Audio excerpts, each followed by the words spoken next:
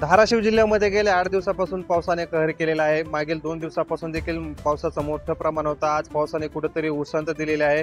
याच पावसाचा परिणाम म्हणून आपण माझ्या पाठीमागे पाहू शकता की तेरणा धरण जे आहे ते 100% या अगोदरच भरलेलं आहे। मात्र आता या 2 दिवसाच्या पावसामुळे तेरणा धरणातून मोठ्या प्रमाणात पावसाचा विसर्ग होताना दिसत आहे।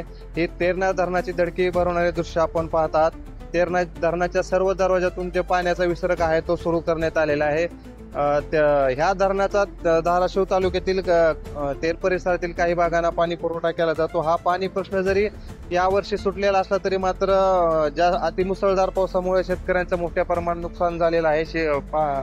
शेती पीक जे आहे ते पूर्णतः नष्ट झालेलं आहे, पाण्याखाली गेलेलं आहे। तसेच तेरणा धरणावरील जी नदीकाठची घरं आहेत, गाव आहेत, त्या गावांना देखील प्रशासनानं सुरक्षेच्या दृष्टिकोनातून इशारा दिलेला आहे। तेरणा धरण जे आहे ते ओसंडून वाहत आहे, ओव्हरफ्लो झालेला आहे।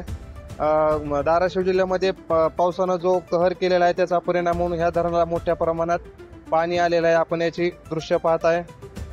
धाराशिव जिल्ह्यामध्ये या धरणाचा देखील पाणी पुरवठा केला जातो। हे धरण जे आहे ते लातूर जिल्ह्यातील देखील काही गावांना याचा पाणी पुरवठा होतो। तसंच नंतर कर्नाटक या धरणाचं पाणी वळवलं जातं। पावसाचा मोठा प्रमाणात यावर्षी पाऊस झाल्यामुळं पाणी प्रश्न मार्गी लागतोय। मात्र जे नुकसान होणार आहे ते नुकसान कुठेतरी न भरून येण्यासारखं आहे। प्रशासन मदत करत आहे।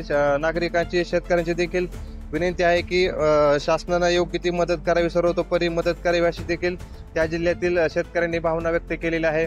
मी वैभव पारवे, लोकशिवाय मराठी, तेर, धाराशिव।